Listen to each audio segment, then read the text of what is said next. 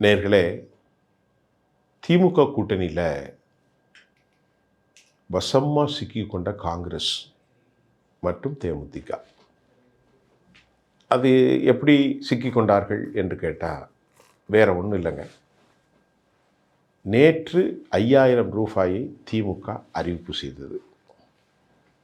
தமிழ்நாடு முழுவதும் நாம் சில தலைவர்கள்ட்ட சென்று, கட்சி சாராத பத்திரிகையாளர்கள்ட்ட சென்று,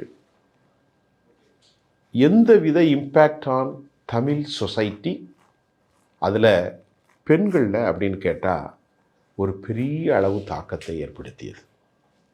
அதில் எந்த சந்தேகமும் கிடையாது.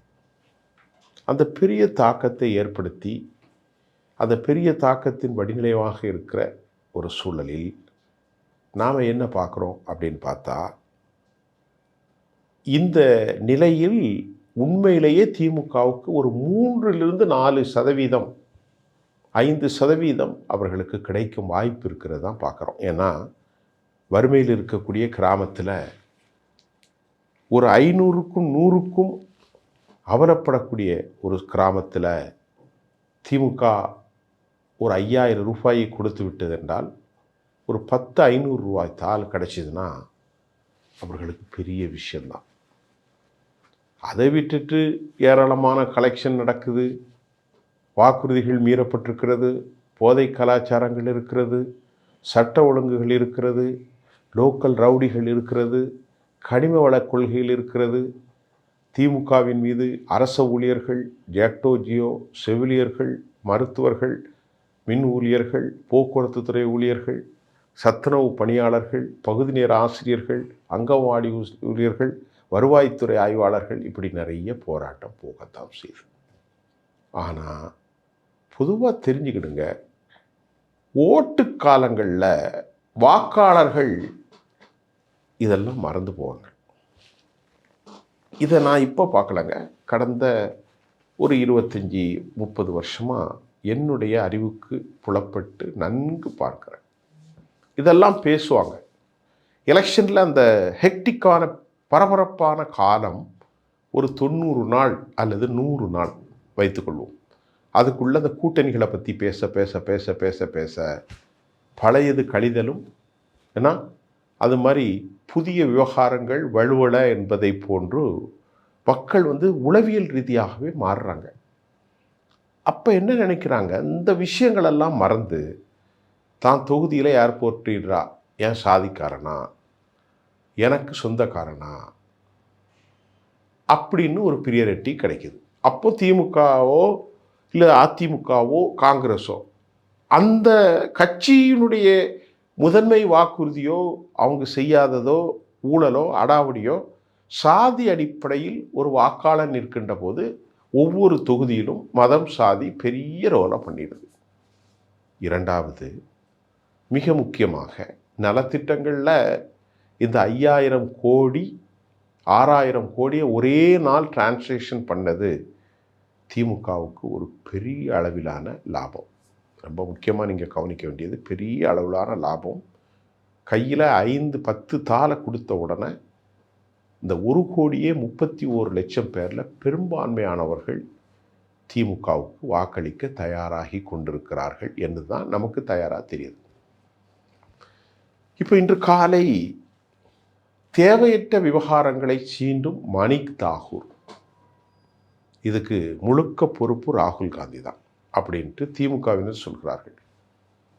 இப்போ காங்கிரஸ் கட்சி ஏற்கனவே வலுவிழந்து இருக்கிறது. 4%க்கும் கீழ் எவ்வளவோ பேசி 22-23ஆம் தேதி எல்லா கட்சியும் திமுக பேச்சுக்கு அழைத்திருப்பதற்கு முன்பு இப்போ அவங்க வலுவாக நிற்கிறாங்க, காலரை தூக்கிட்டு நிற்கிறாங்க.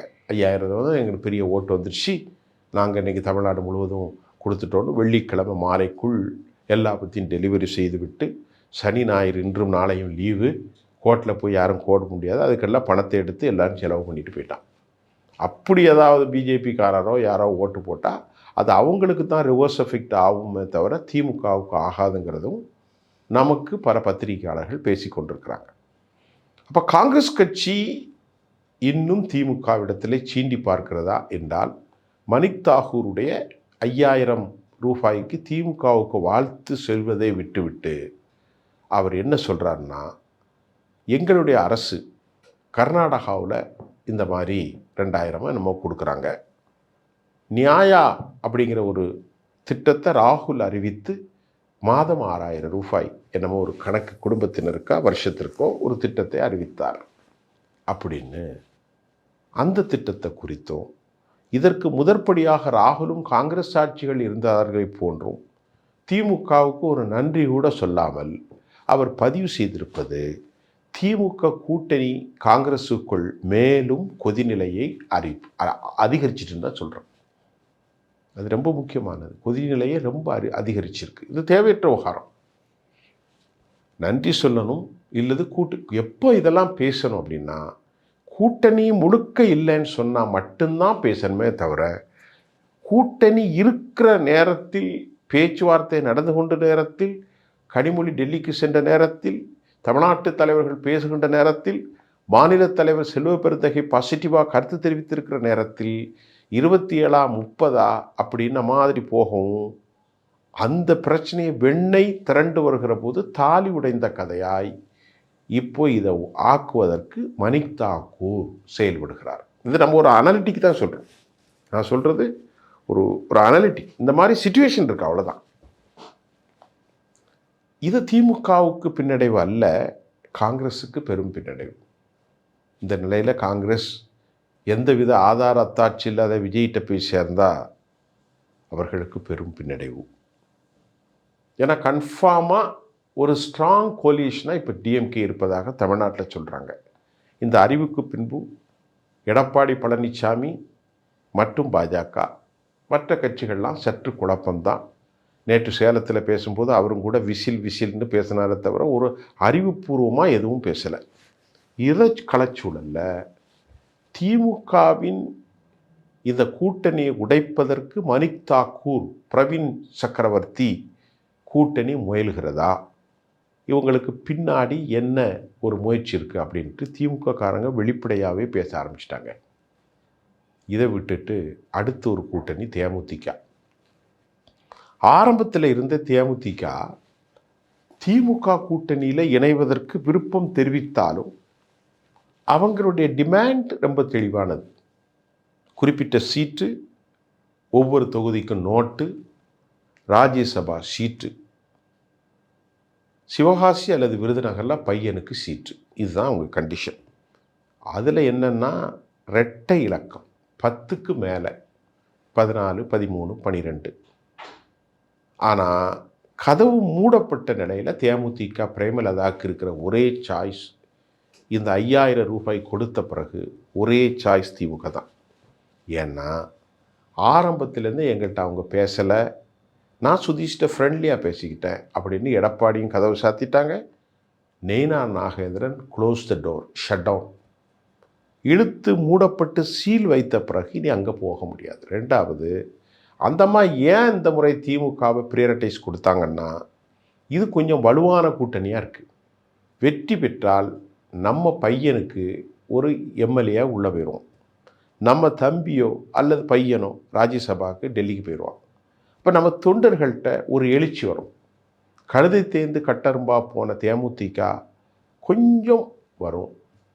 தொகுதிக்கு 10 கோடி ரூபா அப்படின்னா 10 தொகுதினா 100 கோடி ஆச்சு. திமுக காரங்கள்ட்ட எந்த காலமும் காசு கலராது. எடப்பாடியோ பாஜக காரங்களோ கொடுப்பாங்களே தவிர திமுகட்ட கலராது. அது அந்த அம்மாவுக்கு தெரியும். இருந்தாலும் திமுக இந்த முறை கொடுக்கணும். ஏன்னா நாளைக்கு ஏதாவது விஜய் வந்து ஓட்டை பிரித்து அப்படிங்கும்போது தேமுதிகவுடைய ஒரு வெற்றி இவர்களுக்கு ஒரு பாசிட்டிவ். அதுக்கப்புறம் திமுக ஒருவேளை இவங்க மெஜாரிட்டி கிடைக்கிறன்னா தேமுதிகவை தொங்குறது, அந்த அம்மா போடுற கண்டிஷன்லாம் பெரிய குழப்பத்தை ஏற்படுத்தும். நம்பிக்கைக்குரிய ஆள் அவங்களாம் இல்லை. இதுவும் திமுக மைண்டில் வச்சுருக்காங்க. இப்போ தேமுதிக காங்கிரஸ் 2 பேரும் வழி இல்லாத நிலையில் இவர்களோடு சேர்ந்து தான் ஆகணும் அப்படிங்கிற சூழல் தான் கடிஞ்சிருக்கு. இந்த போட்டியில் திமுக சற்று முன்னணியில் இருப்பதை தான் நான் பார்க்குறேன். மீண்டும் அடுத்த செய்திகள்கிட்ட ரொம்ப ஆதாரமாக, துல்லியமாக, பயாஸ் இல்லாமல் தரேன். நன்றி.